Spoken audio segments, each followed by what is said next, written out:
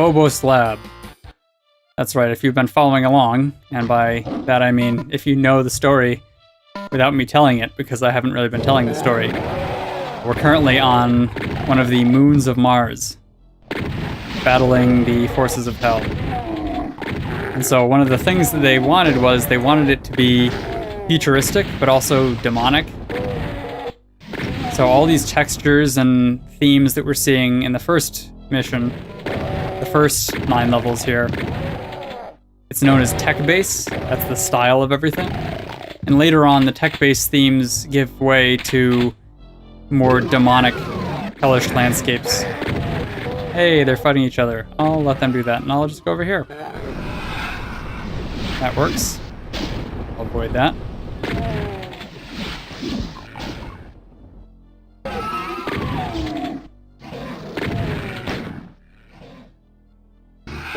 Basically, they're messing around on the moon and accidentally opened up a portal that let in all these demons, and pretty soon they're taking over. So you have to go through, fight through all these guys to get to the portal, and then go into the portal and fight through all those guys and plug up the hole and stop them from coming, is essentially the plot.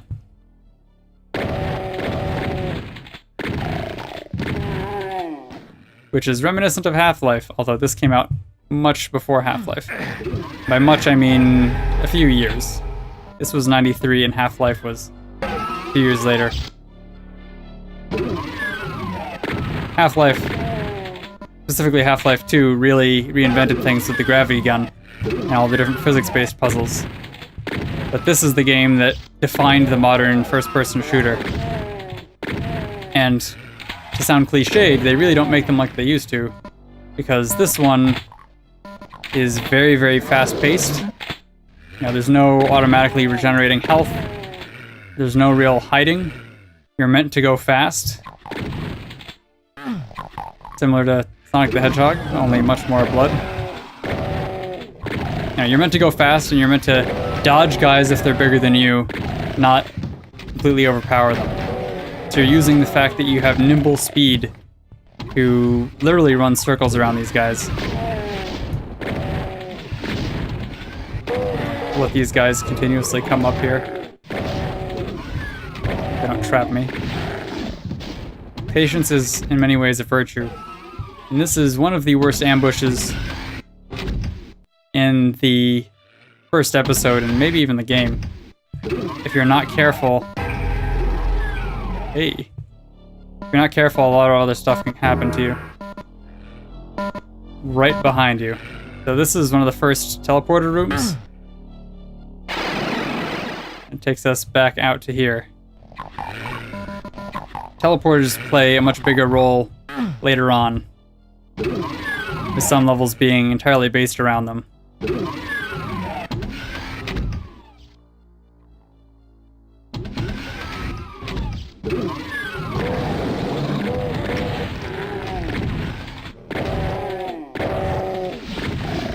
These guys are behind me. Okay. Safely lived through that on that side. And the symmetrical thing happened on the other side. If you're not careful and you run straight through, you'll deal with all the guys that are in the next area around the bend. Like him. I had an invisibility, but invisibility isn't as useful as you might think it is. Because when they're alerted, they'll still fire at you. It's just that they'll have a randomness applied so that they're less accurate. But the problem is, particularly with guys like imps that shoot fireballs, if you are used to dodging and you're good at that sort of thing, you'll actually end up dodging into stuff because you'll be expecting them to be aiming in one direction and they'll actually be aiming in another one. Why did that not reveal the last time? Secrets on secrets on secrets on secrets over here. There's a surprise of even more people. Bam.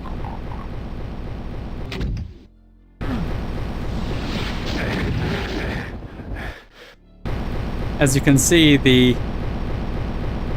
slime suit is in no way a replacement for any armor or anything else. It's not an invulnerability. Okay, I think we've satisfactorily harvested that. This is now open.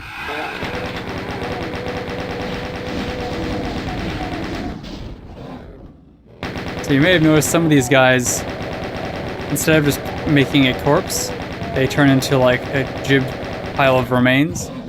Now, gibbed is actually a word that came from Doom. It's short for giblets. Basically, they explode into a mess instead of falling down and dying. One of the cool things about Doom is the fact that all of these persist, so you can see the carnage that you've wrought. I'm hearing something over here. Anyway, if damage done to the guys is more than twice what is required to kill them... Hey. And our first map pickup. You can see some hidden areas over here. But if the damage done is more than twice what's required to kill them, what'll happen is they'll just completely be destroyed in that gibbed mess. And it is gibbed, it's short for giblets, not gibbed. Cue the debate about GIF files and that sort of thing. Where is that thing? Oh yes, it's over here. Secret hidden by barrels. As you can see, that was green, so it was slightly off, but I had forgotten about it. Thankfully, the full map pickup lets you see hidden areas. And areas that you haven't explored yet. And I need to go back over here. That's always a good rule of thumb, is if there's still people shooting at you, you have places to go. Oh, if you want to see this one's just slightly misaligned, which lets you know that's the secret. According to John Romero, that may have actually just been an accident, because the floor is lower there. The texture just got misaligned. But it works as a secret clue anyway. John Romero does a very awesome playthrough. He did a pretty cool playthrough with a guy from IGN, but he has a really in-depth playthrough with one of the BioShock developers. They have like a little YouTube series where they go through and play through games with the devs that made them. And so the John Romero one is great. They play through this mission specifically of Doom and just talk about the cool different things and Doom development and stuff. I highly recommend you check it out.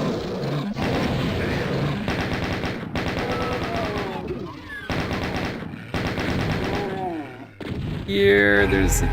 Yes, okay. A light amplification visor, which sets the light value to the same value for everything. It makes things a lot easier. Now, don't shoot me in the face.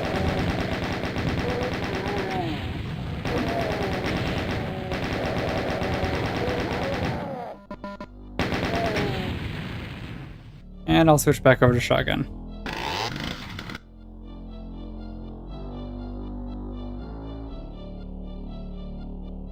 Shotgun is useful because you can do a lot of damage at once, but the chain gun is useful because each enemy has a pain chance where they can flinch.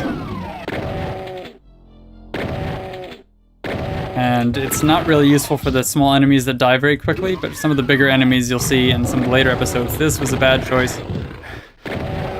Some of the bigger enemies in the later episodes, it's very useful to be able to prevent them from firing at you. But some of those guys we won't be seeing until the end of this episode, and some of these we won't be seeing until the end of Doom itself.